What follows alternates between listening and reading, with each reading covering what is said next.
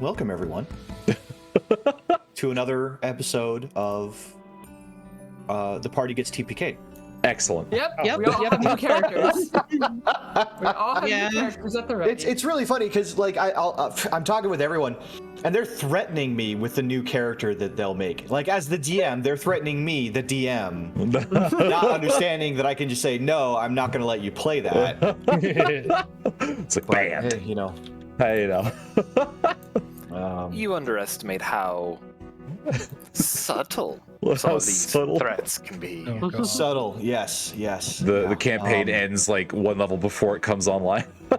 Yeah. We let you introduce these new characters, and then I just go on like an infinite hiatus, change my name, disappear. Yeah. Quite. But Underestimate my power. we are here rolling into this Wednesday session of GoldTail D&D. I'm very excited. Last time we left off with, as you can see here, we've got our characters in a little room where they murdered some mutants. It turns out that a certain Tubei Zaldosic, a wizard in the employ of the royal family, was experimenting on kidnappees and turning them into these strange experiment mutants, warping their bodies and minds on a whim, it seems. They got a tip by a hellhound named Kimoto and her very, very strange little sub-mimic creature named Hutch, who gave them the lowdown on how to get down to this place in the first place, which went through the foundation of the city to get to this space. Of course, the reasoning is Kimoto said that there would be some of these mutants that would be, for lack of a better term, salvageable, that they may be able to be saved from their strange fate. But upon diving into the depths underneath the city, working their way through creature-infested caves and into the dungeon proper, dodging spiders and bats and what were those other things? I forget what they were called. The rock things like hanging from the ceiling. Things. Yeah. What were those The called? goobers. The goobers. Dark mantles. Yeah. Rot boogies. Sneaking past them, they get into these catacombs proper, a massive area of various cells where these mutants have been held. And push came to shove, they tried to interact with the mutants, who immediately attacked, using senses of hearing and smell to lash out while the crew got in there and got their hands dirty to put them down. That's where we find our heroes. Well, I say heroes, but who knows really at this point. Wow. I mean, to be fair, he is correct. We haven't done anything villainous or heroic yet, so I don't know. Resurrecting an undead tree is kind of villainous. Yeah. That's true. we don't know that tree's good or evil. From Warren's Flying perspective, threats he's to the city beaten. is heroic. He's a good guy. Yeah. Yeah, exactly. I'm sure he's fine. Yeah, Horticulturist. I'm sure he's has the best of intentions. Exactly. You guys find yourself in a damp dungeon.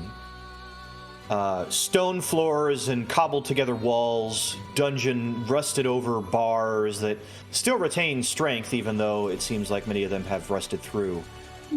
Many of you see this in the unlight of your dark vision, where you can make out the basic shapes, though not really the colors. Though the smells of things maybe bring to mind certain colors of green and orange rust and all those kinds of things.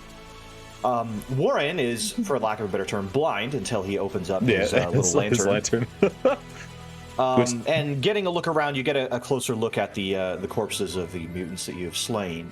Both of them disfigured almost to the point of being unrecognizable in a variety of ways. One of them with a long, poison-tipped tongue, the other one with semi-translucent, slimy skin, and matted features and all of this.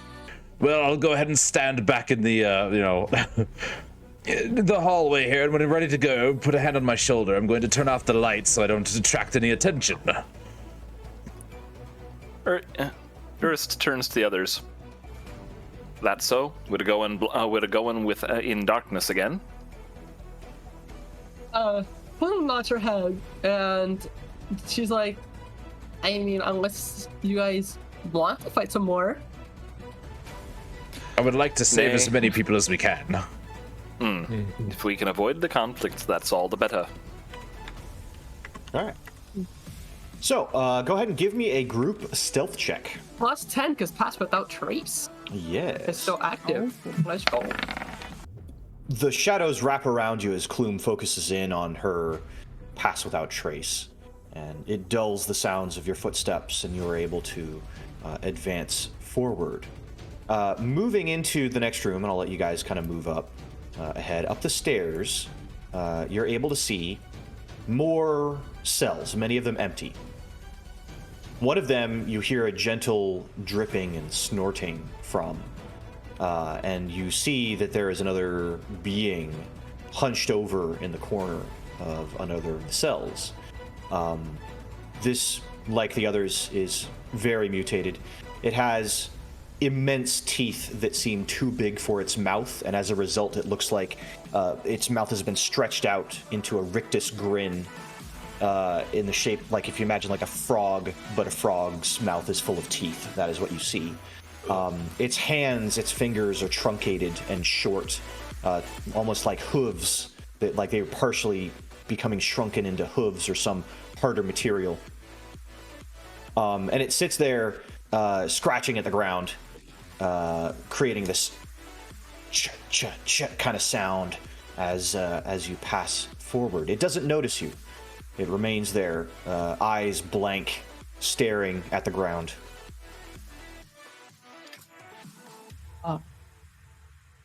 Urst raises an eyebrow at the rest of them and sort of bobs her head in its direction. Gloom looks at Udis and then looks behind her at, like down the stairs.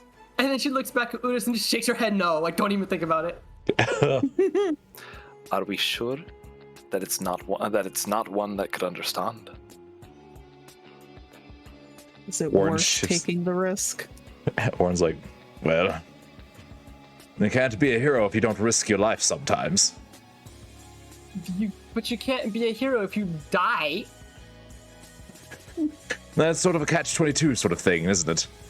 All right, Mr. GM, is the Yes. door on this one's cell actually closed? It is actually closed. Well, in that case, that's going to make this at least a little easier. Okay, what if, instead of calling attention to us, she looks around for any kind of loose debris? Is there loose debris around? Plenty. Oh yeah. Anything, rocks, sticks, whatever Yeah. you want to pick up.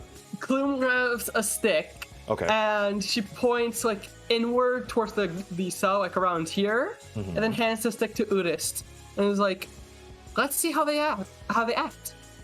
Warren's just, let me know the results.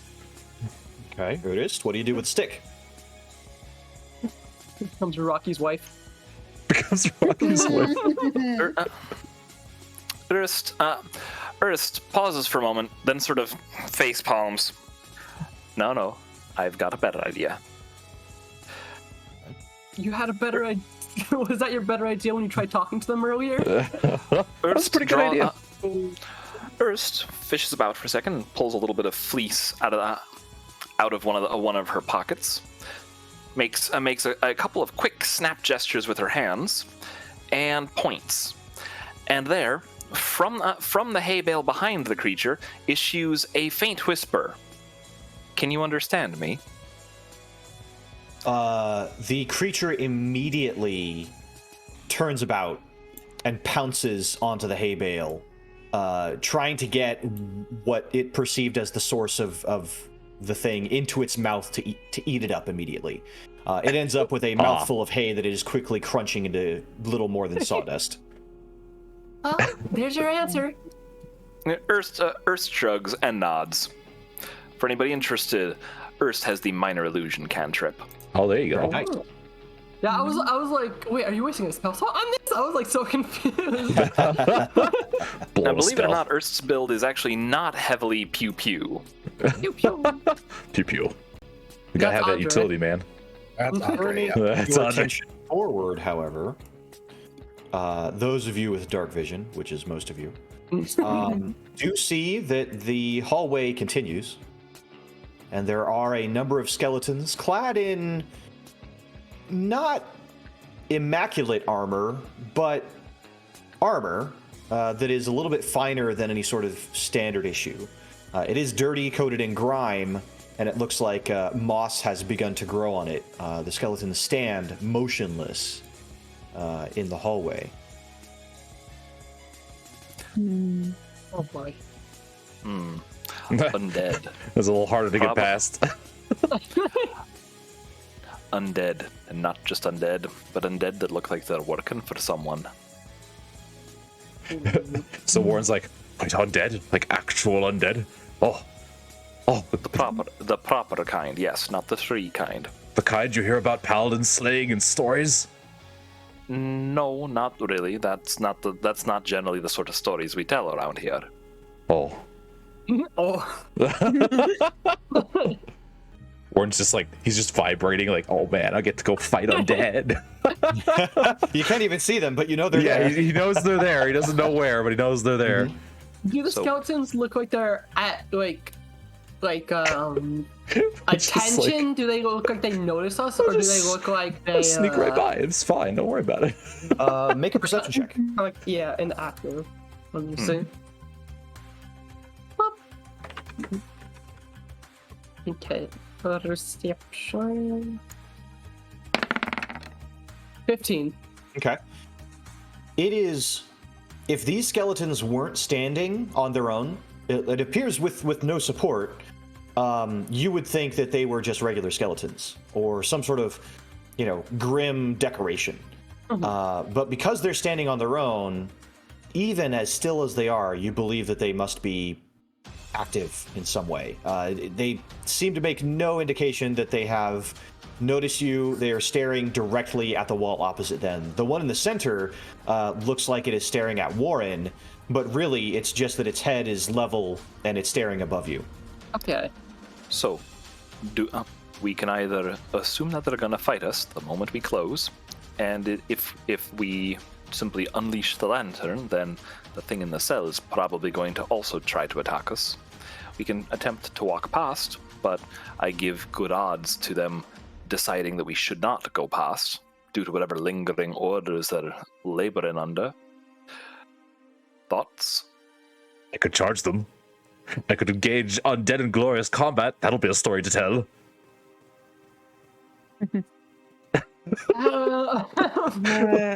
We're just like, God damn it, Warren.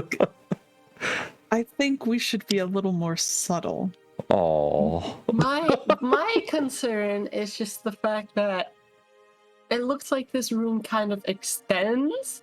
So, what if there's more of them? Then the door acts as a decent choke point. Then there's even more to slaughter. Send it back to their eternal rest. God, fucking Warren probably has like a big heart on right now. Warren, Certainly acting like it.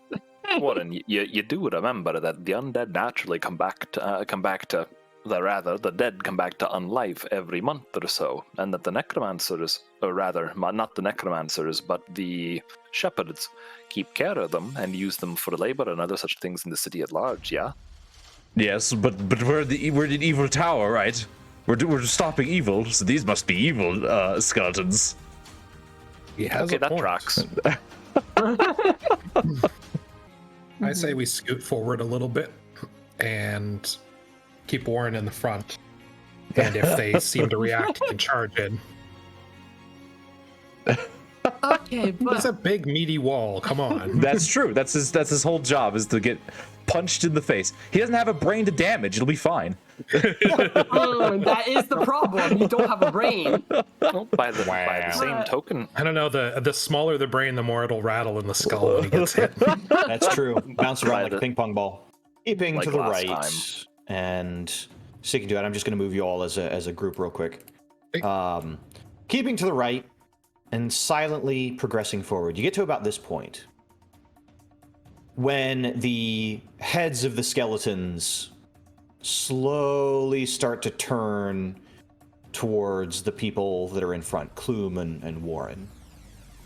But they make no other movement. It is a slow, almost creepy turn, kind of like a painting that has been painted in such a way to watch you as you move about the room. You almost don't notice it at first, but then your eyes settle in and you realize the skeletons are looking at you. But they make no move. They don't tighten their grip. They don't move any other part of their body. At this point, however, you can see that there is a hallway going down either direction. One to the left that seems a little bit more ruined, one to the right that seems in decent repair.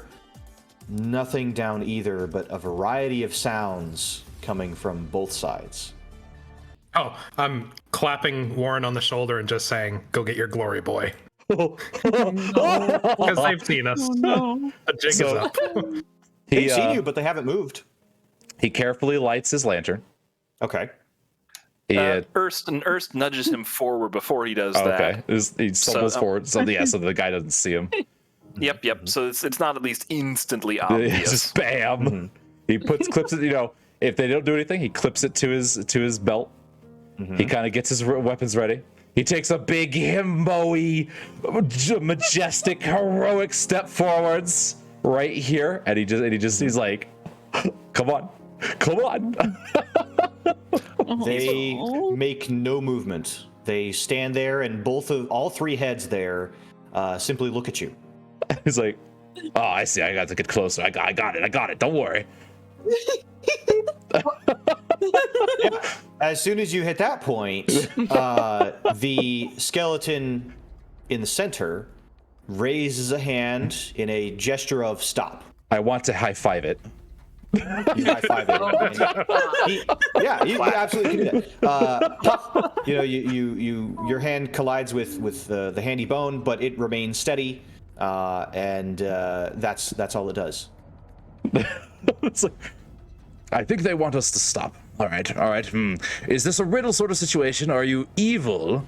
Or do we just is this a privacy thing? Do we need clearance to get past here? It's obviously they can't answer.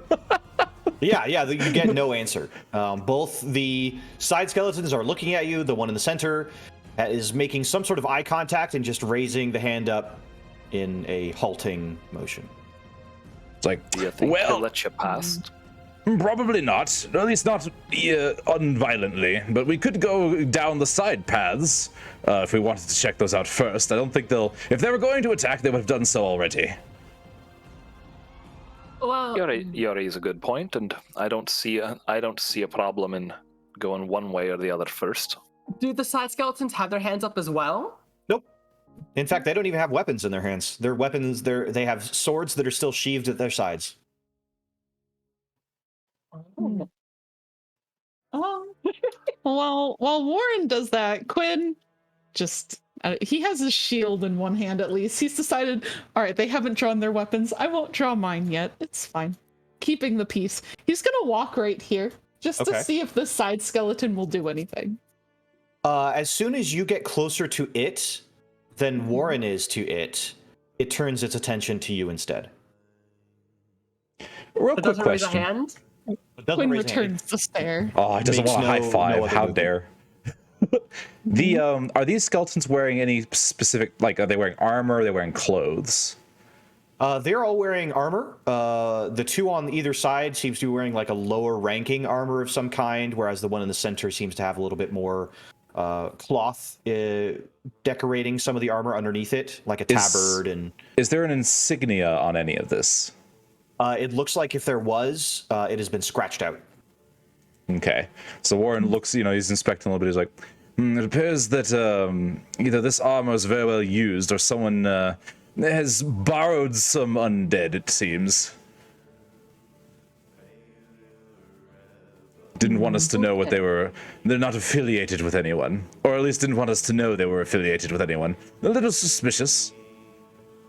Warren, Yes. see if you could go down one of the 2 left hallways, or if the skeleton will stop you. Very well. So he will do a big him to go swish around and step right here. He takes one step around. The center skeleton slowly lowers its hand. The other ones make no move. They simply watch. He will take one step right here. It's almost like as soon as you step fully to the side of the skeleton, it's like he loses tracking and his eyes just slowly drift to where he's just staring forward, and then after a moment looks towards Quinn. It's very simple instructions, it appears. You slowly sneak your way past the skeletons, who one by one start tracking you, and then their head snaps back to the next person and the next person. Then you are clear ahead.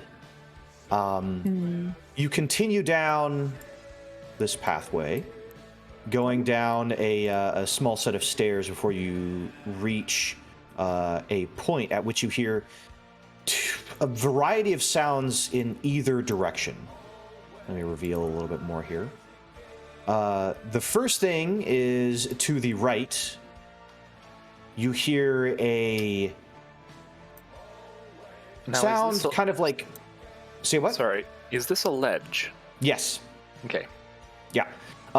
You hear a sound like flowing wind going through a variety of holes, like whistling calmly. Through the other direction, you hear gibbering, and it seems like very far away, crying. Well, that's either a very good or a very bad sign. Shall we go that way first? Could be both. Yes. All right. To the south it is first. Bloom, make a perception check since you're first in line. Oh boy. Great. Perception. You're sad before it needs to give them hugs. Now you might wonder 25. exactly how Urs can tell which direction is south at this point after all the twists and turns, and the answer is pretty easy. Mushrooms always grow on the north side of the goblin. But I'm tish. But it's on my head. It's just... So wouldn't north be up? I could hear the damage to Riley's soul there.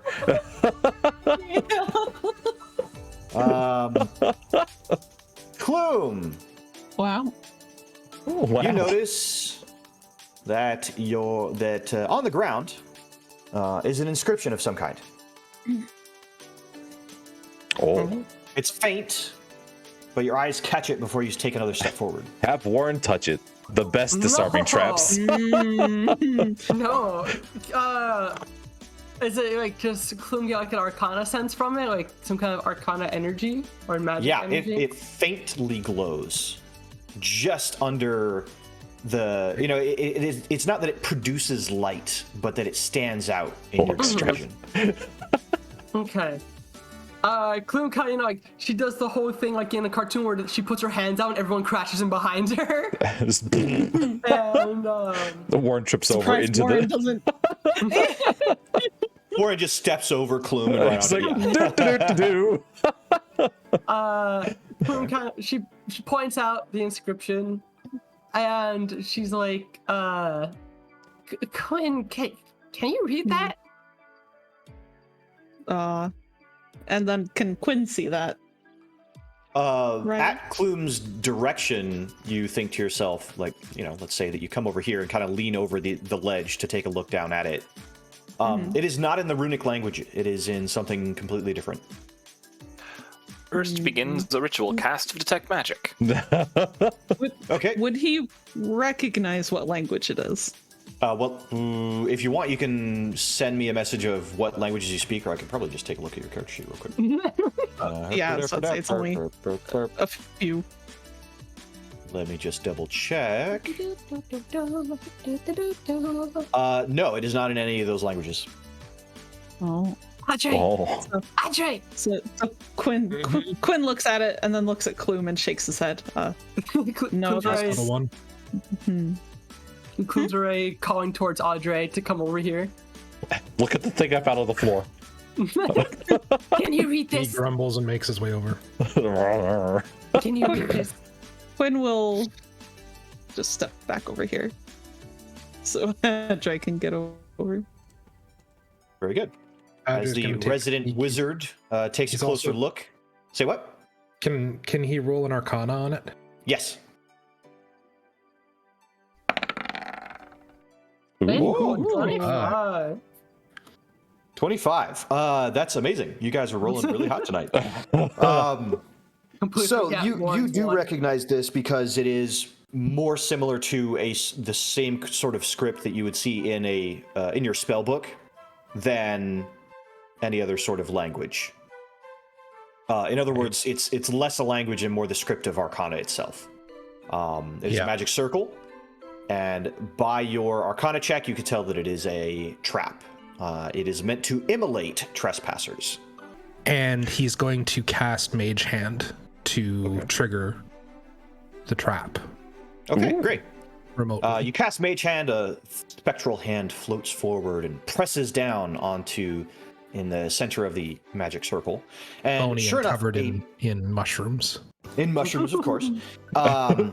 As soon as that happens, a pillar of fire immediately blasts straight upwards and collides into the ceiling, sending flames a short distance in every direction, lighting up the whole area in an amber glow that flickers and fades before finally disappearing as quickly as it appeared, leaving a blackened char mark on the ceiling. Touch it again. Touch it again. Well, the hand's still there, so yes, he'll do it again, just to be safe. Okay, the hand was actually destroyed by this pillar of flame. But you cast it again. He'll cast it again. Yeah. And you press down, and nothing happens. Anyway, yes. At this point, we can begin moving forward again. Marching order. Oh, we got the single file it.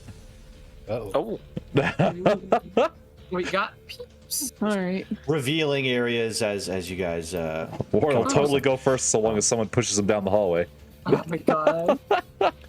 What you see are 3 more of the experimentees. One, alone in a cell, has wrapped itself in some sort of cocoon. It is a sticky black substance that drips in slow motion down towards the floor like tar, and all you can see of this creature is glowing green eyes from within. To the other side, 2 creatures that look very similar, though are vastly different colors. Not that you guys can really tell that in the dark vision, but that both have long matted hair and very small arms, reptilian-like arms that are clutched close to their chest, and very large legs. Perhaps the first thing that comes to mind is like a T-Rex. Oh god. But their mouths end in these mandibles that snap and chitter, and they seem to be talking to each other, snapping and clicking and making strange squeaks at one another while they stand and appear to posture. Wow, these new Pokemon shinies are really out there. Oh my god.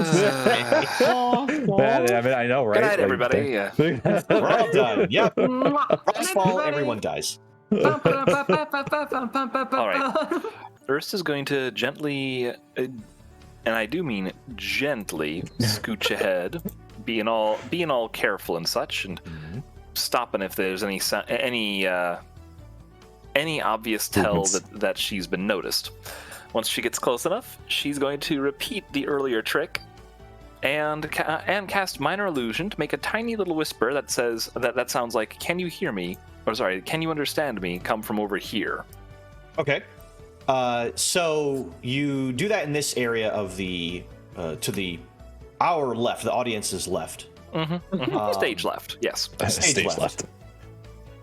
And the two immediately hiss and face in that direction and spit at it, causing rock and cobblestone to melt quickly together. Okay. Same deal coming from right here. Okay. This one, there is a jostling of the cocoon. The black tar-like substance begins to flow more rapidly, eventually falling to the ground in a big slump of black slime that spreads out slowly across the floor, ending about a few feet around this pile of whatever this was. A creature begins to crawl out of it with hands like a reptile's claw, pulling and shedding this black ichor off of its being, revealing a disturbingly handsome human face. Oh. With dark, short black hair that sticks very close to its scalp, and then a long neck emerges. Thick and slithering forward And some Squidward spider.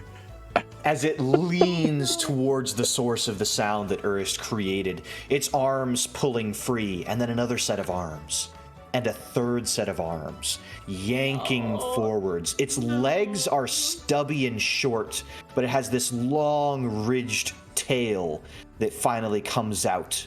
It sniffs and crawls along the ground, pulling itself, belly dragging across the tar and the floor, and eventually its head lashes out, splitting open top to bottom to reveal where the nose is, not where the mouth is with these strangely sculpted lips, but where the nose is, opening and revealing rows of teeth and slamming into the ground, taking up a chunk of rock and crushing it immediately before closing again and resuming that horridly handsome face upon this monstrous form. Orange just happily bouncing around in the back. What did you see? Was it cool? I'm glad I'm not scarred by what I'm seeing today. So, Riley, I gotta ask, you okay? This bedbug's gone insane. I'm good. Been having some weird dreams lately, but that has nothing to do with this. Yeah, sure. But I'm doing much better now. Why don't we try to sneak past them? And if they turn their head, just use your little magic to turn their heads with a louder noise.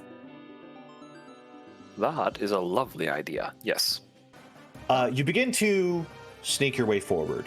The creatures, kind of already distracted by the sound that Urist had created before, seem to pay you no mind.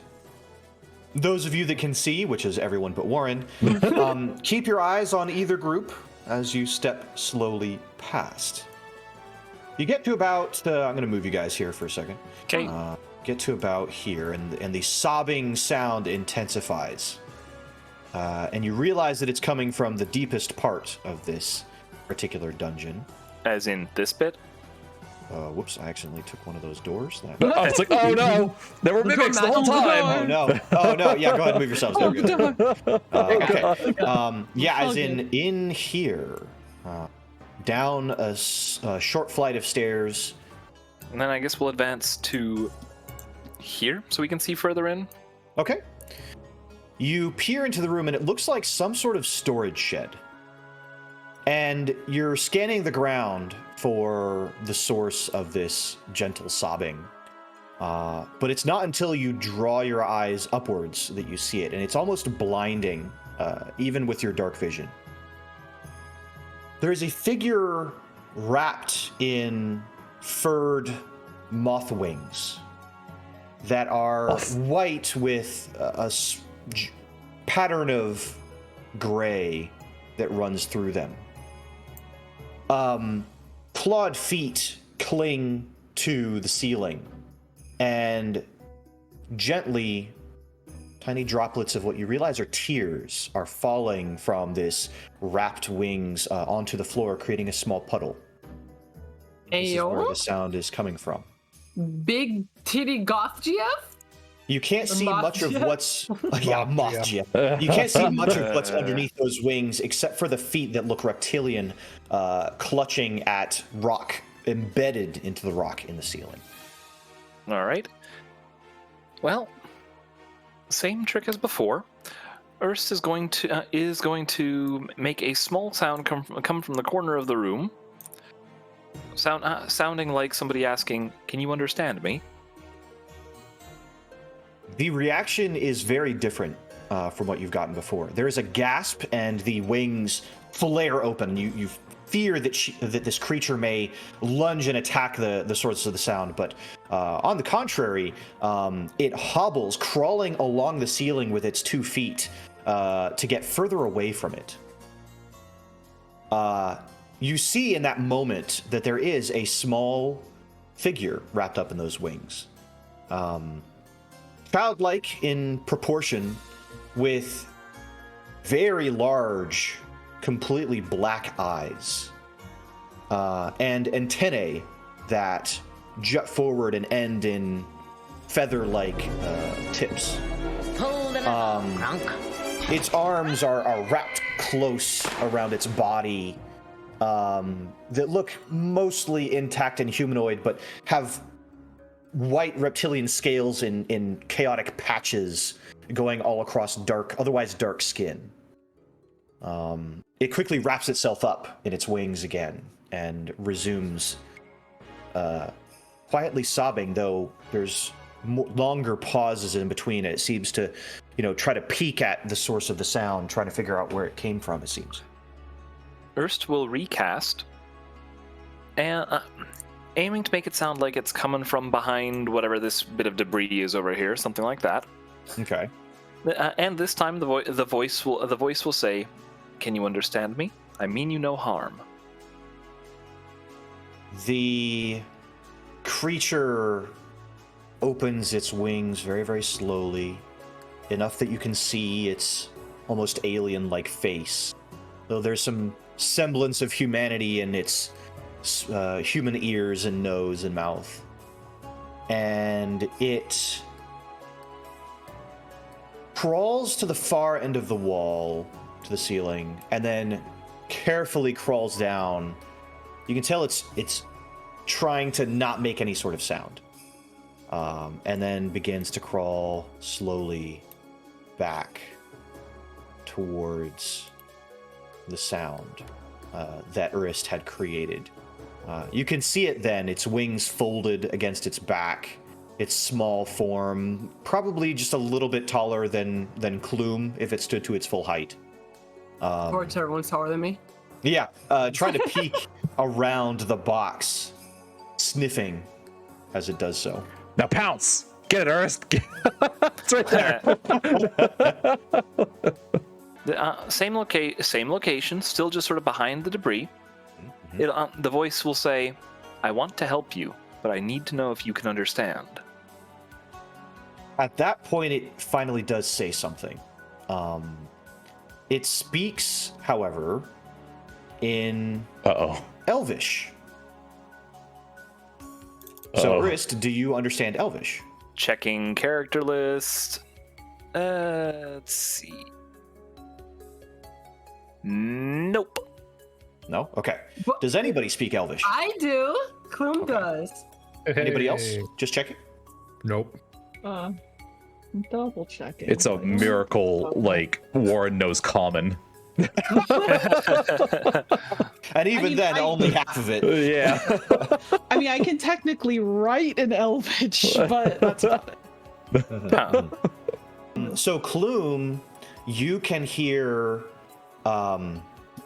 in Elvish this creature whispering, "Don't look at me."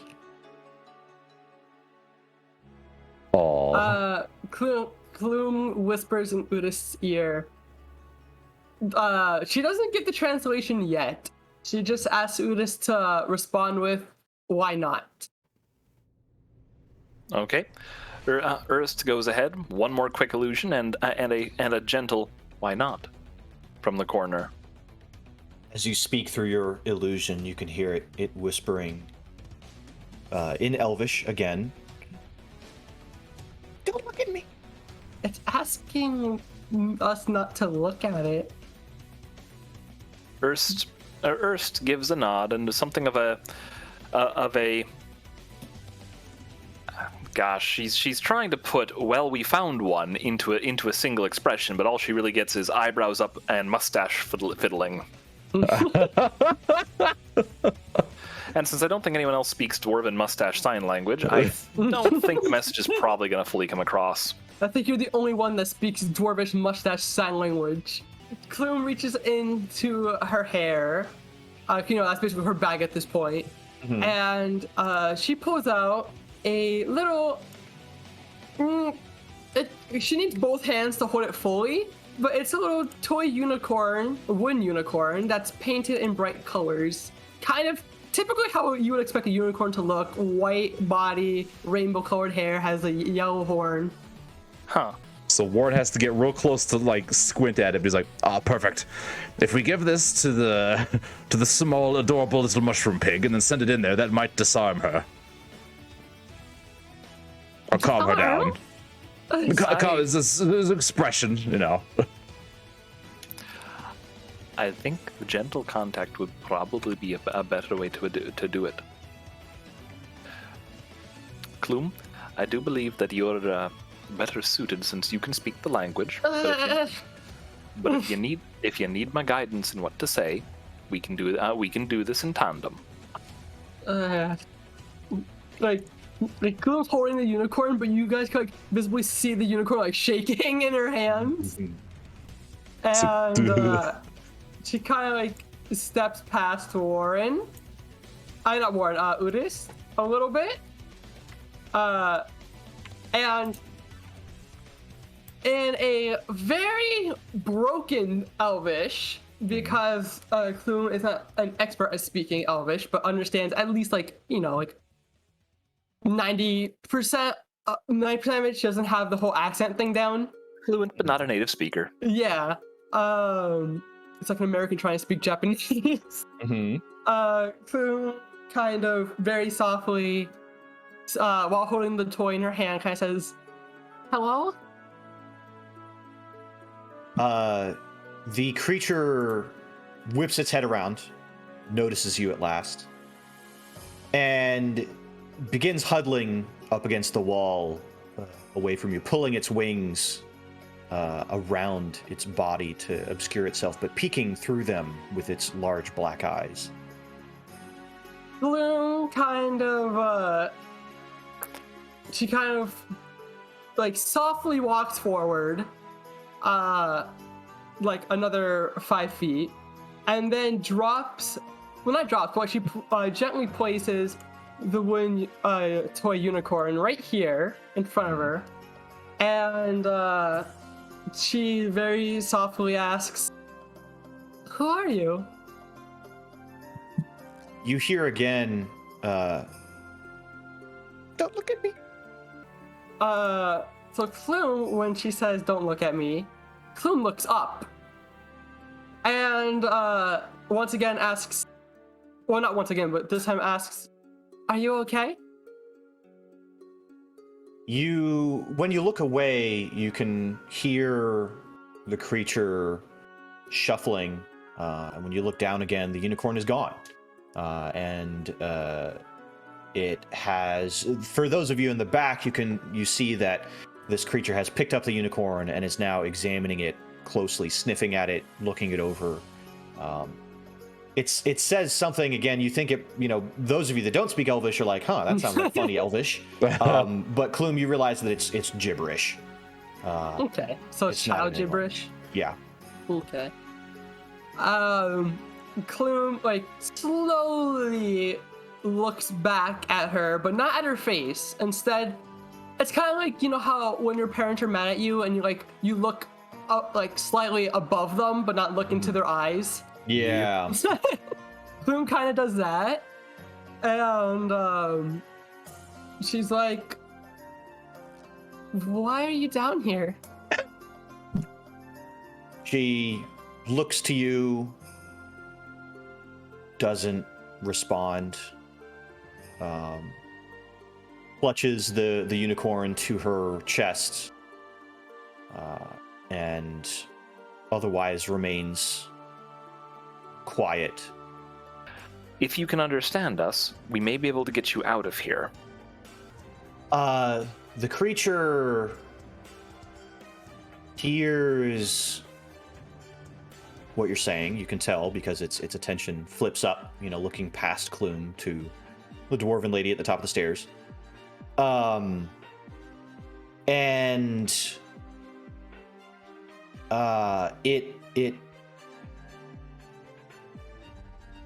The tears streaming down its cheeks seem to cease for a moment, but you don't really get much other reaction.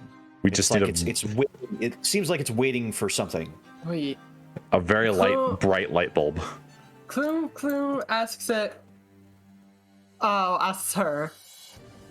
You can't understand them, can't you? But she says it in Elvish. She looks at you with that same sort of blank stare.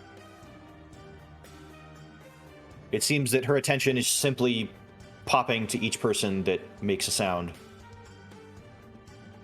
It's really tough to say if she's understanding anything at all. It seems that whether common or elvish, this creature seems to understand a few simple words. The only thing you've heard it speak is "don't look at me" in elvish. But beyond that, no clue if it actually knows to speak or if it is something that it is mimicking. Okay. Clume then putting 1 and 2 together, looks at them and says,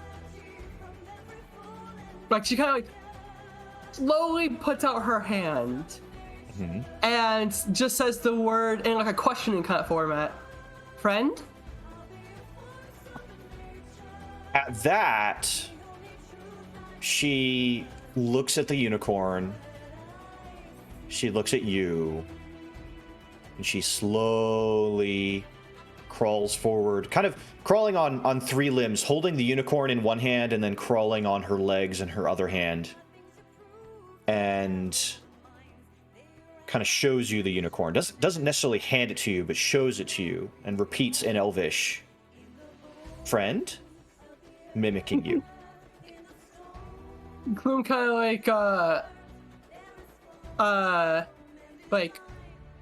very gently puts her hands on top of her hands, gives a slight nod and says, "Friend."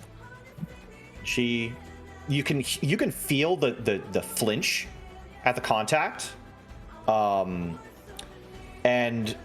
her fingers ending in claws kind of dig a little bit into the unicorn, scratching it, but she doesn't pull away. There's something in what Urist said that she keeps looking back at the dwarven woman. There's something in what Urist said a moment ago that it seems that she's waiting for. That's the impression that you get.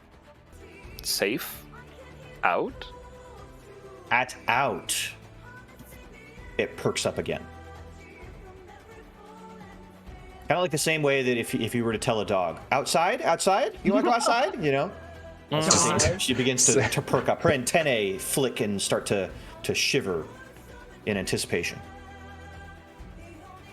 So kind of turns towards Urist and she's like, don't we still have other shit we need to do? We do. We're going to have to be wandering further through this place first.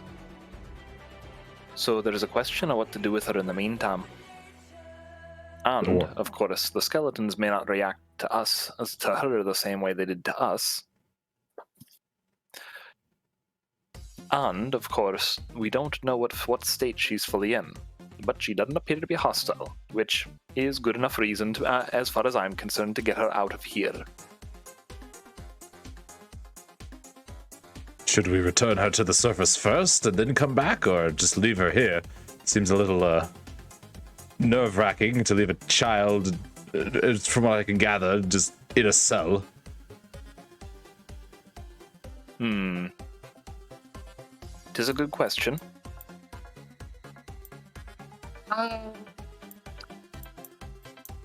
Okay. So at this point, Clum could get a good look at her, right? Yes. When compared to the other creatures that we saw that were similar to her, how, what's the word? Mutated does she look compared to the others? Every mutant that you've come across has been pretty significantly mutated. And she is no different. It seems that animal parts have been grafted or grown out of them. Their limbs usually get the worst of it, and she is truthfully just no different than anybody else.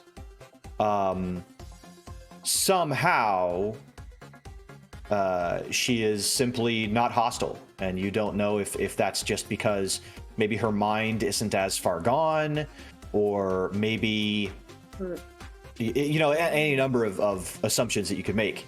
But the fact is, you just don't know. She, you know, the moth wings may be beautiful, but, you know, taking a step back and looking at it kind of objectively, impossible to say, you know, how far gone she is. I think she's not hostile because she's a kid. She doesn't have the predatory instincts the others have. I think she might be okay to follow us if she wants to. At a minimum, it seems that she's less threatening, and while she may or may not be dangerous, at the least, I didn't like the idea of leaving something like her here alone. So, the question remains: do we take her to the surface now, or do we bring her as we explore further, or do we leave her here and come back for her? All of them have risks.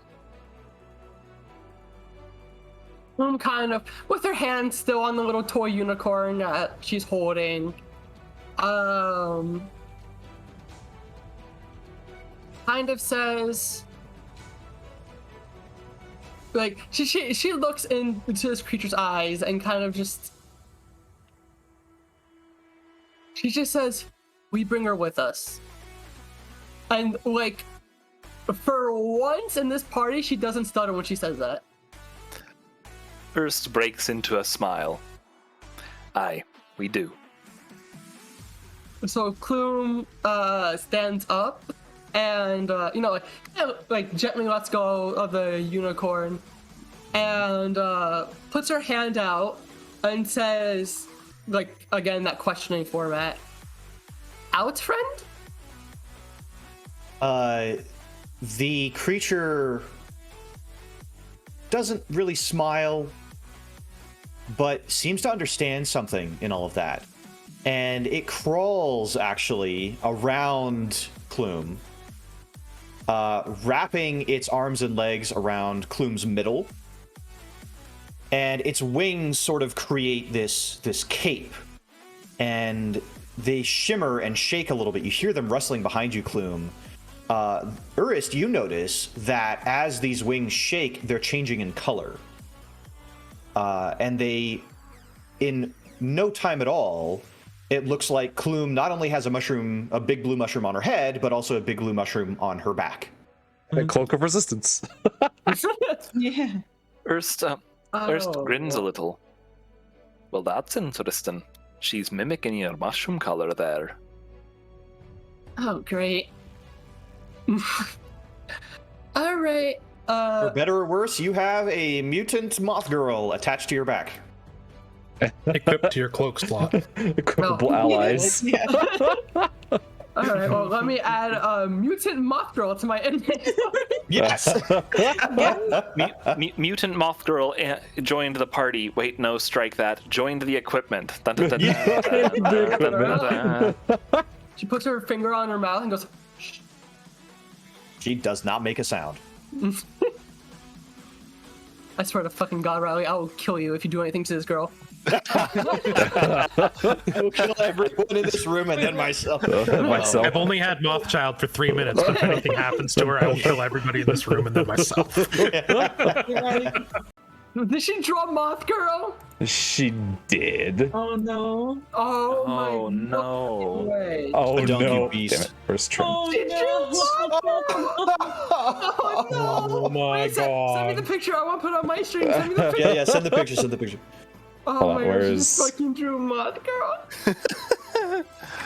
Oh my god. Oh, the wings have the little mimic mushroom. Yeah. Oh my god. Sham baby. Please help. Sham baby. Oh, Goodness. goodness. Let me put this on my. So, Alright. what I'm going to do, because we are a little bit limited on time, there is an encounter that I do want to do Okay. before we Okay. move on to the next thing. I'm going to go ahead and reveal to you Uh-oh. the rest of the map and kind of Right. give you a summary of what happens. I could have you guys roll and do combat and do stealth and something like that, but I think that the methodical ways that you guys are doing these kinds of things is going to be the safe way going forward. So, Mhm. you acquire adorable Moth Girl, and she attaches to Clume's back, where she makes no sound or movement, remaining perfectly still. Though occasionally, Clume, you can feel her tears kind of dropping onto your shoulders. Oh. Each time that there's like a little tear, Clume gives her a little pat on the head and says, "Is okay." It's okay. It's okay. You make your way back upwards, dodging the creepy mutants, and slipping past the skeletons, where you arbitrarily decide to go the other direction, Oh boy. As one does. as one does, where you decide to, and I know you're in darkness for a moment, just give me a minute. We are. Where you see that there are more hallways that go north and south. And not much other sound. As you go up this hallway, you do see, and as you experiment, you find that these two mutants are hostile, made of a variety of vicious animal-like appendages and maws and dangerous features. Creepypasta's right out of Riley's brain. Yep. But going the other way, you notice through the bars, there are some skeletons guarding the way to a staircase. These skeletons seem to be waiting for orders of some kind from some creeper, or some, not some creeper, some Aw, keeper. man. Oh man. For some keeper that is not there. The door is locked, but through some quick application of Skill checks. material and skill, you manage to open it. And you walk past the skeletons. They do not stop you, though their heads follow you, each of you in turn, as you step in. Oh boy. Going down these stairs, for they are downward stairs, you slide into a new room. I'm going to assume we didn't find any other signs of life or sapience anywhere else in the dungeon. No. Fair. You find corpses of mutants that have expired through dehydration or starvation or violence. You find refuse. You even find a skeleton remains of a mutant that had been risen by the recent new moon. And but none of these stop you or give you any cause to rescue them or do anything else with them. Stepping into this final room,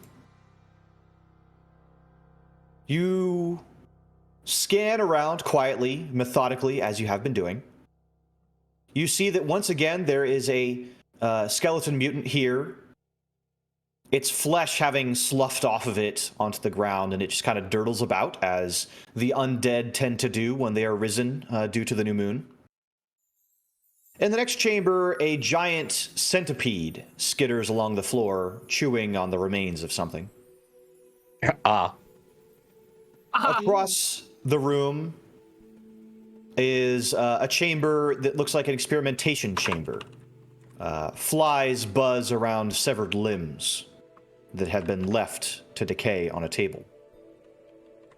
And in another chamber, 2 mutants in stockades are deceased, hanging limply from the chains that bind them. Ahead of you, through iron bars, and guarded by 2 immoving skeletons, is another creature. Oh, good God. Lord. Didn't know we were in Dark Souls. This is a token that represents closely what I had in mind. What you see is a huge monstrosity. Wings made of stitched together flesh stretch out to either side, pinned to the walls by metal pythons and chains. Its limbs bulging with unnatural muscle are similarly shackled to the floor. Its head is canine-like, elongated, though it's wherever its nose has been has decayed fully, leaving behind the bone shape of a canine skull that stretches back into curled horns. A tail whipping behind it, covered in patches of fur that seem to fall off or regrow at any given moment. Its chest is bared open, the ribcage visible. And as you examine this creature, you can see where its heart would be is what looks like a miniature coffin, gilded very, very ornately, with silver rivets keeping it together and chains wrapping it around the still heart of the creature. Below, where guts would be, is instead a hollow space. Its legs, its pelvis visible underneath in shadow. It seems to sense you, sniffing the air, its head slowly pulling upwards to look at you as you approach.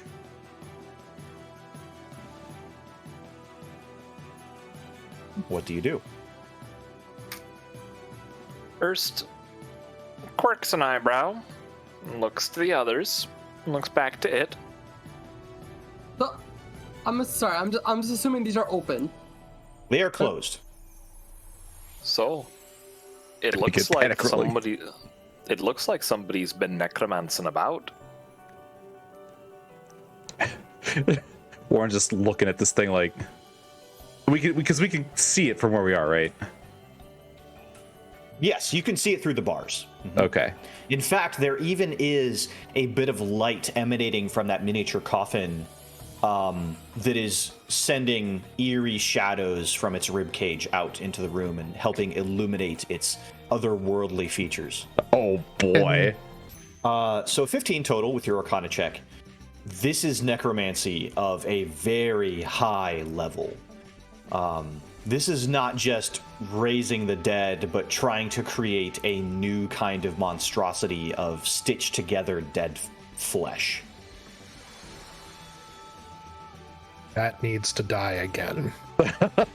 Again? Or it's like, so what you're saying is we could have a big epic fight with a big look like undead dragony thing.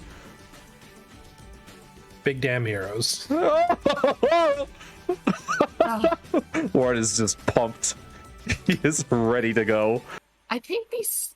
One thing I've noticed, I think these skeletons are just meant to scare people away. I don't think they're actually supposed to do anything. Aye, unless they're about to stop us if we do something ourselves. All right, well, let us approach, see what it does. Okay. You approach, sniffs the air again. Even with your stealthy movements and your pass without trace, which is kind of on the tail end of fading, its eyeless sockets scan for you. It opens its mouth, this canine mouth, the sides of it stretching and straining. You hear the snapping of sinew that breaks and reforms. And suddenly surging from its mouth are black, inky tentacles that lash forwards, striking with the surety of a spear. The doors to this place, to its cage, are wrenched away, and more tentacles surge forward, reaching to what appears to be their apex before yanking the skeletons on either side of the door and drawing them into its mouth and down its throat in a single gulp. Panic roll harder. Oh. First levels her crossbow. So, yeah? Yeah. Yeah. Yeah. Roll for initiative. Yay. Oh boy. Adre raises the one hand and makes a few motions, and a burning sphere of matter, mushrooms, and mycelia A rolling puffball on fire. springs into life, wrapped in Eldritch Flame. So this creature is chained. It's pinned to the wall with chains and pythons and shackles, and it is beginning to pull against them. Not in a wild thrashing motion, but almost in a inexorable pulling. It's one of its clawed, dragon-like arms reaches forward, and the limit of its chain stops it, and then it continues to pull and strain. You can hear the creaking of metal and the grinding of stone. Its wings start to pull against the wall, flesh tearing and metal creaking as the pythons begin to weaken and pull from their holdings. It then rears its head back, and you can see a bubbling, glowing essence rising up from its throat. But instead of it issuing from its mouth, it tilts its head upward, and a proboscis-like appendage comes out from under its chin and shoots a stream of poison and acid out from its body. Oh. That stuff lands and covers this area. Yay! Oh, no. Right on Warren. me. Perfect. Right on, Warren. As it three by- lobs above the stairs and splashes across the ground. Now, Quinn, you will have to make a dexterity save against this. Look, it's lobbing towards you. Okay. It's like a goop ball. Okay. So dexterity save. You talk about Tiffany Get is hit by echoing it. my. Wait. Hold on. Okay. As a reaction, I'm going to use lucky footwork to add a D4 to my roll. I don't know if it'll help. We're gonna do it. Okay. So 14 Okay. up. Just Oh, manages to dodge that. Oh my Okay. god. So it lobs by you, and your lucky footwork scrabbling along the stairs managed to squeeze you to the side wall, and as this massive glob of arcing poison and acid splashes against the ground, covering Warren. Unfortunately, Warren, I'm going to need you to make a dexterity saving throw. Oh boy. Quinn, of course, Oh, isn't boy. quite sure which foot is the lucky one, but whichever one it is, it's working. Yes. Yeah. Oh boy. So that's a failure. Oh yay. Wait, what? How can we put disadvantage on it? Because I'm in heavy armor. That's only for stealth checks. Oh, it just automatically did that for me. He would have failed either one he would have rolled. So let's put it that way. So, Warren, you are going to take 8 poison damage. Oh boy. boy.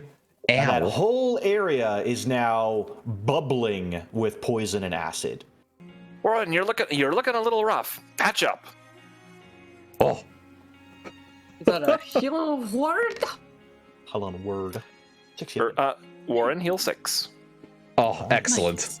And that's it for so Erst. at the end of... Is that the end of your turn? Yes, very much Okay. so. Then before we go to Quinn, we are going to do a legendary action Oh no. Oh, no. boy! Oh. called that I have named Pestilential Fallout. Oh god. I need everyone to make a Constitution save. Oh boy! Is it poison? Geez, natural 20. Jesus Christ. It is 24. poison, yes. It's Excellent. poison? It is poison. Oh, come on. Wow. Nice. Oh. What was that second word? I have advantage on that roll, so I have to roll again. Okay, go ahead and roll again before I announce the scores. Had advantage, and I still rolled a Hey, 16. I know. Okay, so Quinn with 24, Warren with 19, and Adre with 16. You all pass. Nothing further happens. However, Barry and Urist are going to suffer some side effects. You have all become sickened. Oh no! As this creature sends out a wave of breath that fills the area with a haze of smoke that makes it difficult to breathe. So, the two of you, if I get That my wouldn't have conditions affected me anyways. Oh, well, wonderful. I don't Oh, breathe. well. I don't. Oh, But I'm brain. Jesus Christ. Sorry. Do we not have a Sickened? No. Second is a 3.5 thing, I believe. You Like might third apply. edition. You might apply poisoned, which is fairly Yeah. close. So it's going to be Yeah. poison, yeah. So a poison creature has disadvantage on attack rolls and ability checks. So it's going to be Barry And that's and it. Urist, yes. Decaying flesh rippling within with unnatural energies. The shackles on its limbs tug. Some of the chains crack and give way as its limbs finally are freed. It takes a step forward. And it takes another step forward. And it swings its head around, making a sweeping motion, crashing all across this area, taking down the rocks that make up the wall as if they are simply toys. I need Warren and Urist to make dexterity saving throws. hit me like a normal no. person, damn it! It never Oh. will. Oh, 17. And don't forget, Warren, you also have that bardic inspiration. Yes, you do. That's That's right. that's my Does good that, save. That's Will your good that automatically? Well, 13. You're gonna Alright, use how the do bardic I- inspiration now? might Roll as an extra well. d6 if you want it. Yeah, D6. just roll an Okay. extra d6. Does that burn the die? Yes. Yes. Okay. Okay. Oh, boy. You just make it. Let's go. Urist does make it. So Urist, you jump backwards away from the crashing stone, and Warren, you dodge out of the way before its horns nearly spear you straight through your gut. All of this is effectively considered dangerous terrain. Let me draw a quick little shape here. I'll do it in this kind of gray, stony color. All of that is now difficult terrain. Rubble and stone crashed all across the ground, and it now having a clear way towards the staircase. But that is its turn. It comes Dex now save. to Warren. Dex save, that's right. We will It never doesn't get forget this disadvantage game. anymore. But it still fails. Oh, it still Yeah. fails. Okay, another 7 damage. Dang. Let's fucking go. Very good, very good. And it is now technically occupying the same square as the It flaming is, sphere. yes, it is. So it's like straddling it. It's straddling it. It's kind of walked over it, and now the sphere is like in its kind of lower hollow pelvic area. Now that it's kind of crawled across it. So, Warren, what do you Okay. do? So Warren, after is coughing a little bit, just got slammed into the wall, then the wall stopped existing. So he's gonna, did I do that? He's coughing. And difficult terrain is double movement, right? Yes. Yep. Okay. So he just barely has enough to kind of walk over, but he's kind of stumbling, right? So he's just like, hold up, time out, just 1 second. Kind of moves in front, and it's like he's not getting ready to swing. He just kind of moves in front, and he, stands in front of the stain, kind of, stands up tall, takes a breath a little bit, and he's like, excuse me, but did I hear you say to cease attacking? You hear no reply. He's like, yes, I do believe that if you're calling timeout, we'll all need to, you need to confirm you're calling timeout. Let's all calm down here. Normally, I wasn't expecting you to actually respond. Bad guys don't usually do that. You can tell it is rearing up for another attack. Well, Smash it. so much for timeout then. He's gonna just go and try and smack it then. Very good. Oh my God, slap it. There it is. He did not obey the rules of trying to parlay timeout. with the giant ancient undead dragon. He called timeout. Wow, what happened? Holy, what did you do? He rolled it with the divine smite damage already applied. That's weird. If that hits, I was going to use a divine smite, but dang, I didn't expect it to roll the damage. Yes. So Okay. it's a 9 radiant and 10 bludgeoning gets already calculated. Yes. Okay. Well, excellent. So 9 and 5 because it has resistance to the ladder. So plus 14. As you slam into it, and some of the ribs crack under the weight of your attack. You will respect the rules of timeout. Then Adre, you see this thing slowly stomping forward, getting closer and closer. Warren slumps down and then suddenly wakes back up again as he is healed. What do you do? He levels his Adre levels his quarterstaff once again. That green light welling up across it, and then flaring to brightness once again, before lashing out in a beam straight towards that coffin. Okay, go for it. Let's go. That 20. 30, 20. Yes. Bam. So I have uplifted that to cast as a level 2. Okay. But you can really tell when someone has not started with D&D and instead put something else first. When you say Right. updid or upcast. Yeah, so that is Oh, he fails the save. 14 damage. Let's go. On a failed save, it is poison till the end of my next turn. Oh, you think I was done?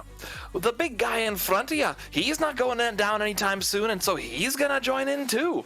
We're gonna take your wings, one from each of us, rip them off, barbecue them, and then serve them up with a lovely side of salad for an evening picnic for a couple of dogs.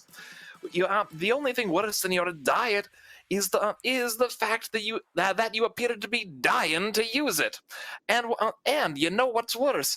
What's worse is the fact that my magic is working on you means that you know fear. So tell me, beastie, do you know fear? Yeah, you poopy head. Ooh. Yeah, Warren throws in as well. The creature does indeed use its reaction to flee backwards as far as it can, slamming back into the wall, its wings crumpling and bones snapping and flesh dropping to the ground useless, which will give Warren I miss horribly. a failed attack of opportunity. It was such a tirade that War was like, whoa. Oh, jeez. Looking back at Ernst while he swings his axe at them. Yeah. Giving Ernst a thumbs up.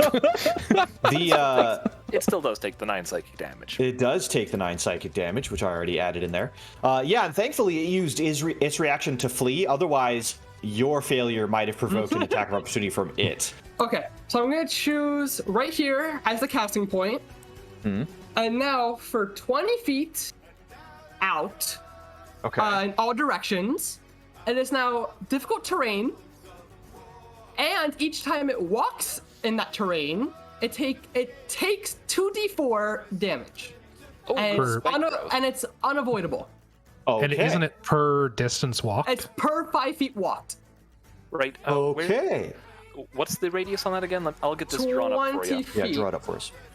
So, spikes erupt from the ground, spearing the creature itself.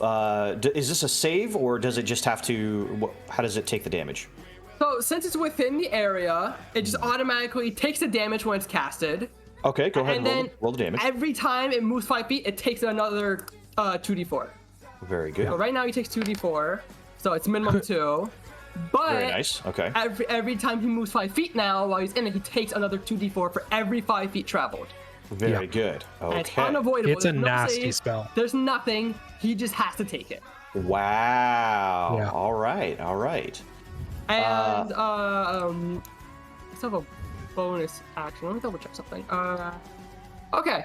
So now you said that this area here, it's low, right? Yes. Okay. So if I go right here, would I be in that goop? Yes. Yes. Okay. If I stand right here, would he have vision of me?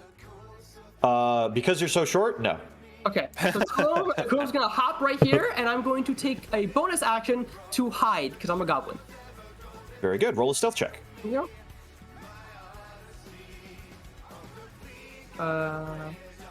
Boop, boop. Stealth. So it's a 12 of passive stealth. Very good. Okay.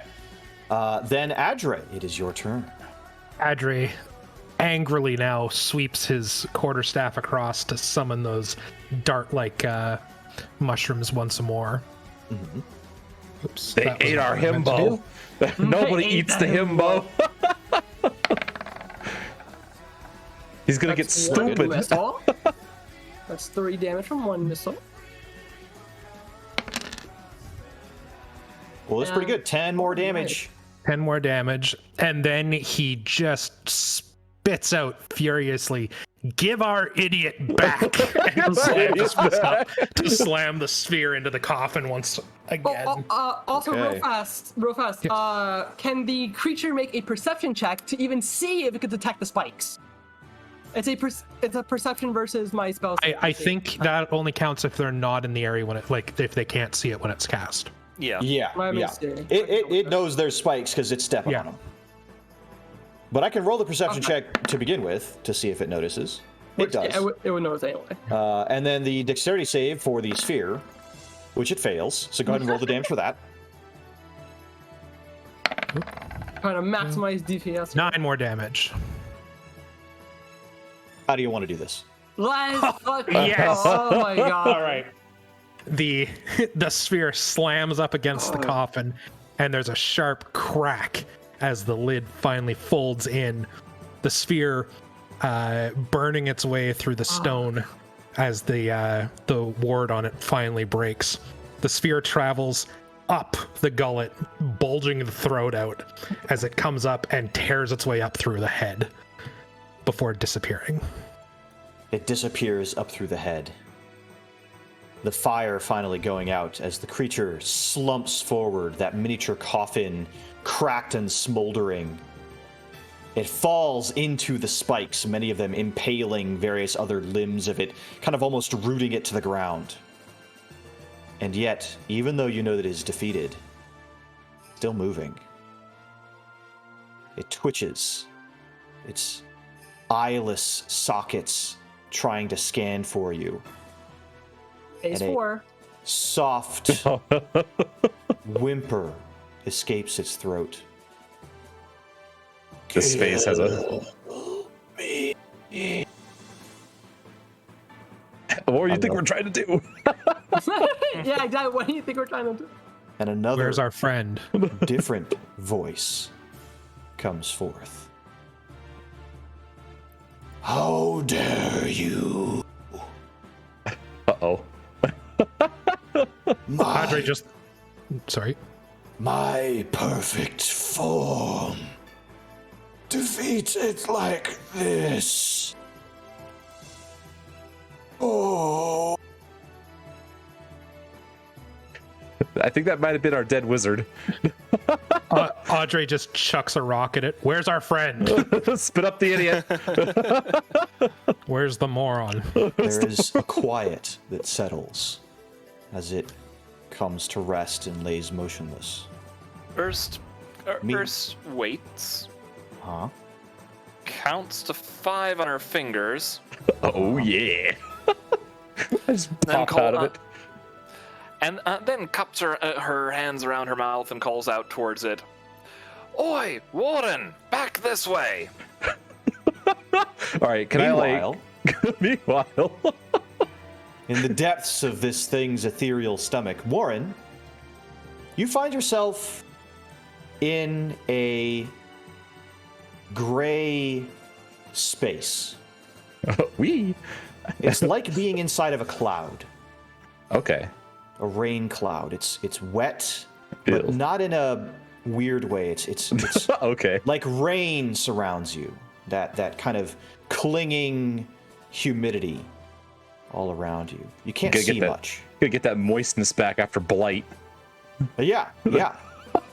You cast your gaze about, trying to feel around, and you realize that you can't even see your hands in front of your face. It's so thick. But Okay. you feel something, touch it, you kind of paw at it, and you realize, yes, this is a skull. Okay, very good. Excellent. You pull it closer, and you realize that it is one of the skeletons that it devoured earlier. Hello there. Do you happen to know where the exit is? It just stands there, kind of tilts its head up. It moves. It's moving. It looks at you. It doesn't really regard you or answer your question. It's like, I see. Well, I suppose now is as good a time as any. Oh, you know what? It's better. It's even. Yeah, you know what? I don't think undead count. Yeah, there's no one else here, which means I can say the name of my gods. Now, I don't know, and this is to both of you, Mr. Racknell and Stony God, who I don't have your name yet, but if either of you could, give me a little bit of that divine intervention thing I've heard so much about, that would be just splendid, please and thank you. I may have passed out there a little bit, but that's okay, don't worry. I have slain this, whatever it was, in the name of whichever one of you wants to take the credit for it. I'm fine with sharing, it's fine, no worries there. He's kind of like looks up at the sky. You say all of this, and there is a soft laugh that comes from behind you. Oh, You spin around, shit. and before you is a gaunt figure. It almost resembles the lower portion of a very thin tree, completely black. Oh, here he is. It has it has a skull in the shape of a bird, a very short-beaked bird that is stark white, even against the gray fog. And even though you can't really see your hands even in front of your face, you can see it standing further away from you. And you can see that beside it is a small round table, and upon that is the coffin, gilded and cracked down the center. Sitting at the table is the other skeleton that this thing ate, just sitting. It has a mug in its hand, and it looks like it's drinking tea, even though there's nothing in the mug. It's just going through the motions of occasionally sipping from its tea from time Are we to in the time. Velvet Room persona? It's like, oh, The- good.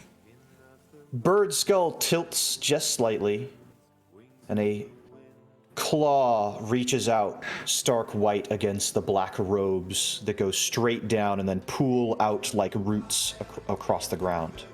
And it beckons you forward slowly.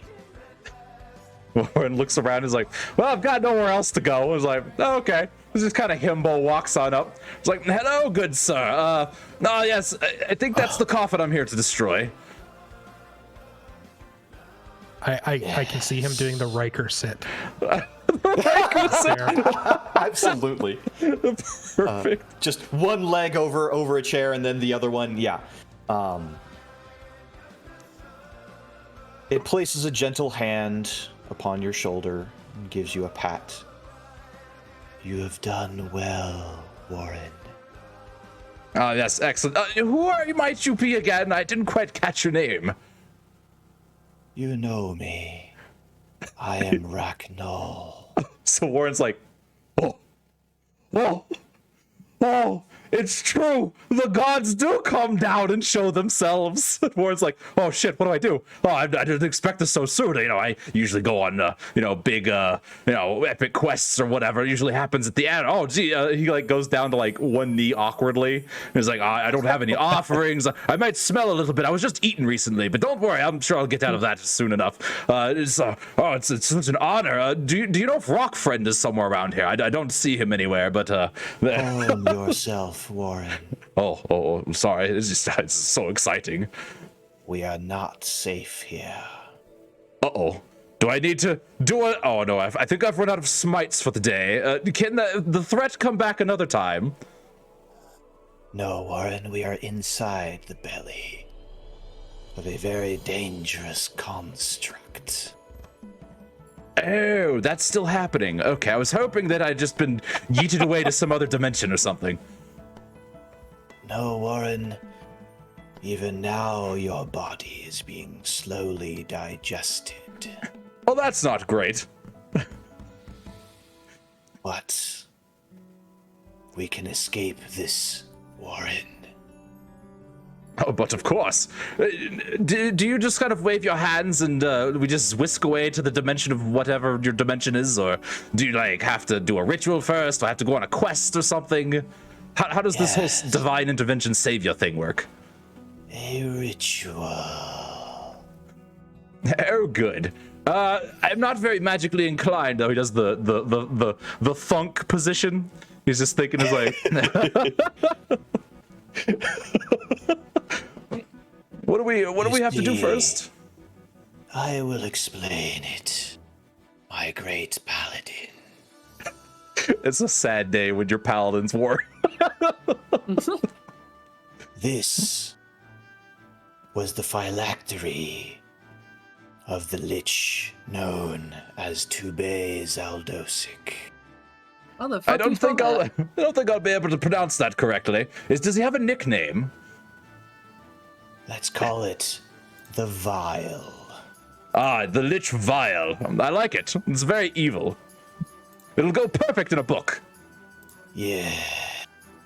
For those in the audience who may or may not be following, Tobe Zaldosic was the murdered noble wizard. Yes. And a phylactery is a place where a lich stores its soul. If you don't destroy it, the lich comes back. Your allies have made this vacant. I see. So I just need to smash the thing. No, Warren. Oh. You must allow me to inhabit it. Well, I don't really know how I could stop you. You're some kind of deity, right? Can't you just kind of do what you want? Oh, Warren. There is so much for me to teach you. Oh, that's good. I do like to be learning things. You know what they say, you never want to stop learning. Take the phylactery, Warren, and turn it upside down.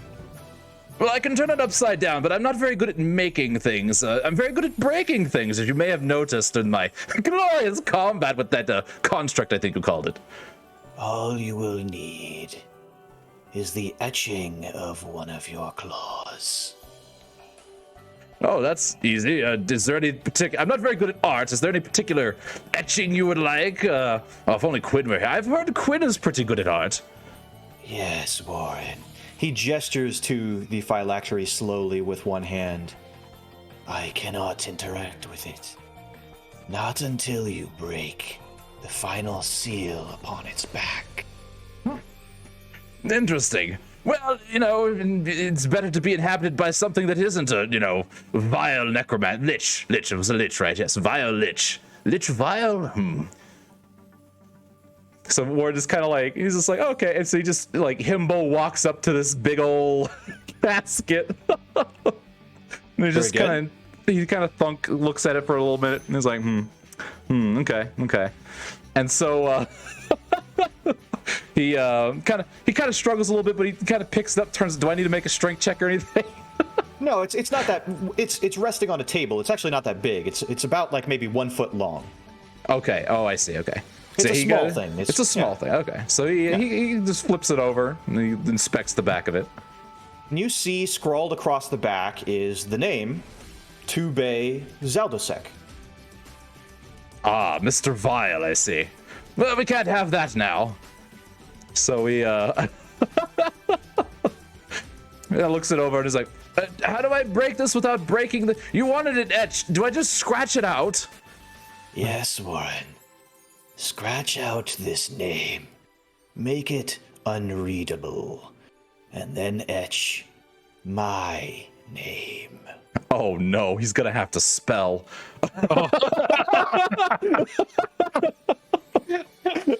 That's all right. Well, yeah. Well, there goes that plan. Oh no. So you gotta. He wrote Rackland. Rackland. That's close enough. I might have just Literally like hovering over your shoulder. No, it's R-A-K. Oh my god. Which one is the Apostrophe. okay? N-O-L. Which one's the K again? It's the third letter. Okay, yes, but what does it look like? How many is 3? A straight line, and then 2 lines coming off of the center at 45-degree guide. Goodness. Just grabs Warren's hand and just uses it like a pen. It's a good thing time flows differently in this space. So with much But struggle and eventually, effort, Through eventually. your struggling and through your effort, you do scratch out the name Tube Zaldosek, and the silvery material that this phylactery is made of comes away rather easily. With Racknell's waning patience, he guides you through spelling his name and making it correct. You have to etch it out again and then write it again a couple of times, but eventually you get there. Man, And Rackles. as soon as your claw finally makes the last line to make the L of Racknull, everything goes black. Oh. And you go unconscious again. Nap time. On the outside. Meanwhile, on the outside, as Urist and Adre and Clume demand for this creature to give up their friend, it begins to give a big ol' herf and horf. And it rears its head up as it makes that sound that dogs make when they're about to puke. Oh. And Blorf comes spilling out 2 partially digested skeletons that are now completely inert, and Warren, who has suffered a few acid burns. Ow. Sliding onto the ground, wet and disgusting. Luckily, I've got that tablet of HP. Thanks, Stone God. Yes! Upon seeing Warren getting spit out, Plume will drop the spikes, Very good. so that way he doesn't kill himself on them. Yeah, yeah. Spit out impaled. So now I'm built. Literally, like, I'm sorry, but the whole battle, I was like, Jesus fucking Christ, why do we have 2 marshals? I can't cast this. And the 2 martial characters were taken care of. Exactly. You don't have to worry about it anymore. Yeah, the moment you're like, oh, Warren got swallowed, like, everyone's like, oh no. In my back of my mind, I was like, fuck yes. Oh no, he's out of combat. Oh no. Rolls up sleeve, gets ready to preparing a cast. spell. Yeah. Oh no. Oh, no. Digging out components from your bag. So, the creature goes still again. Warren slides out like a newborn baby, Wee. covered in necromancer placenta. Ugh. Ugh. Am I unconscious still? No, you as you slide out, and as soon as you are free of the thing's maw, you pop awake again. Just like, whoa, whoa. He's slipping, sliding around as he tries to scramble to his feet. He's like, well, that was very interesting. Did we win? This is kind of like looking around. Seeing that Warren is being Warren. Clume runs right past him to check on Quinn. Perfect. Quinn has a mighty big bump on his head, and there's a bit of bleeding from the impact, and they are out. They are out. They are out cold. Clume's just like, not again. Not again. And Clume shouts out to Warren, Warren, come help me. You cut out a bit there. Yeah, say that again. Clume's like, hey Warren, come help me pick Quinn up. Oh, yeah, right. Just he's like slipping as he wobbles over. Trying to slide, get all the slime off of him as he goes. It's like, all right, oh yes. So he bends over and tries to basically pick up Quinn. Very good. Sort of like Army Man rescue over the shoulder kind of pick up. Very good. Easy for you to do, despite your injuries. This is a good opportunity for us to sit up for a little bit and take a rest. Probably a good idea. That is assuming. First looks over to Adre. It's actually dead for good at this point. Well, can I roll a Arcana to know if that coffin is a phylactery? Yes, go ahead. While he's doing this, Clume's like, she turns to look at the little moth girl and just says, you okay? She peeks up over your shoulder and then ducks back down. Okay, I'll take that as a yes. Clume actually says that. Very good. Yeah. You, from what you've experienced and what you know, Yeah. very confident that is now a cracked phylactery. I need someone to help me reduce this to dust. Reduce this to dust. Oh, don't worry. I went and removed the old inhabitant while I was in there. I think, if I'm remembering correctly. I was eaten and taken to the I don't really know where it was, but it was somewhere. And then one of my gods showed up. I can't say their name. I've been told not to do that. But I showed up in there, and yes, they were all like, "You got to destroy the phylactery," and it was like the coffin thing, and I just got to scratch out the old name, and we did. That was taken care of. I think my god went and he lives in it now, or something. Did you know that it was inhabited by a lich called Vile? I don't think at least one of those things. Hang on, what was that bit about your god inhabiting it? He needed it. I don't know why, but he instructed me to remove the old host and make sure he could get in there. I don't know. Religion check. The religion check.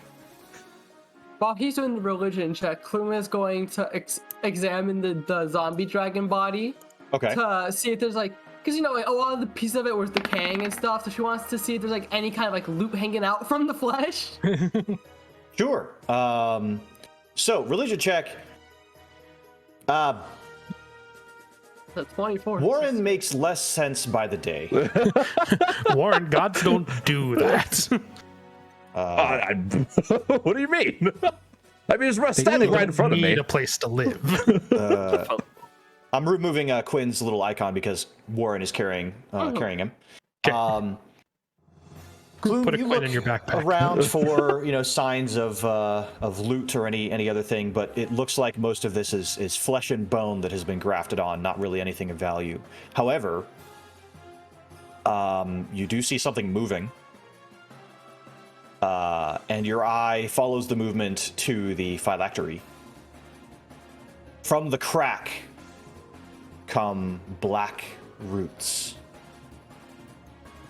I instantly begin to spread. smash it with my shillelagh staff.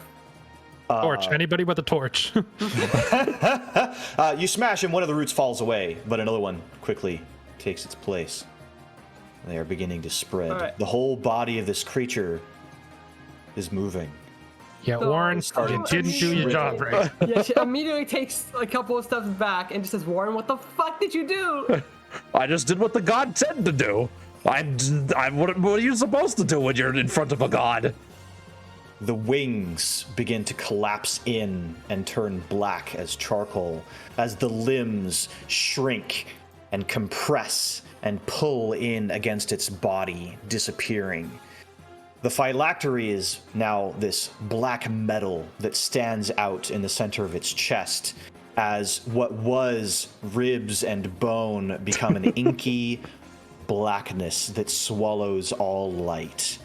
Soon, as this creature's horns shrink into its body and its head begins to compress and reshape, flesh pulling away from its cranium and revealing a bird-like skull. Its skin turning to a cloth-like substance that flows down to the ground as a gaunt form stands upright, and the root-like end of its gown begin to slither across the ground as if questing for something. Hey, this looks kind of like the god that was in front of me. Stands before you a figure. And it has to make a dexterity saving throw. Equip the flame through. I'm kidding. Oh my god. Bear with me for just a moment.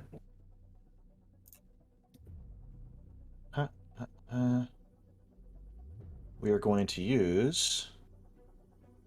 I didn't actually prepare a model for this. Shame. You're welcome. But I will definitely get one for next time. We'll use this for now, just to show where it is.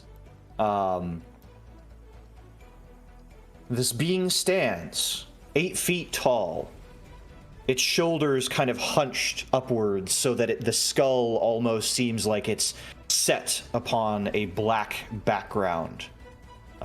Tiny gem-like eyes of blue and purple shine among the eye sockets of the skull, and it reaches out slowly with 2 skeletal hands.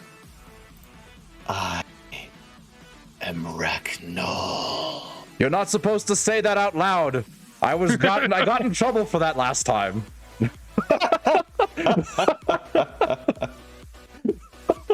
Yep. And that is where we're going to end our session today. Riley, when you were describing it, it made me think of Kingpin from Into the Spider-Verse. With the head down below the shoulders. Yeah, so make Kingpin like unhealthily skinny, and then replace his head with a bird skull, and you've got it. You've got. Oh, there you go. Yeah. Yeah, right. Yeah. And there we go. Excellent. Perfect. Jesus Christ. Look, I was just bringing into existence the final boss. All right, you know, we got to set him up early in the story. You literally just gave Riley the essence needed to TPK us. It'll be fine. You know, I'll kill you all eventually. Don't worry. One of our marshals is unconscious. The other one's nearly dead. You know, it's all fine. You guys got this right. Very good. Yeah. So that is where we're going to end our session tonight with the birth of a new deity.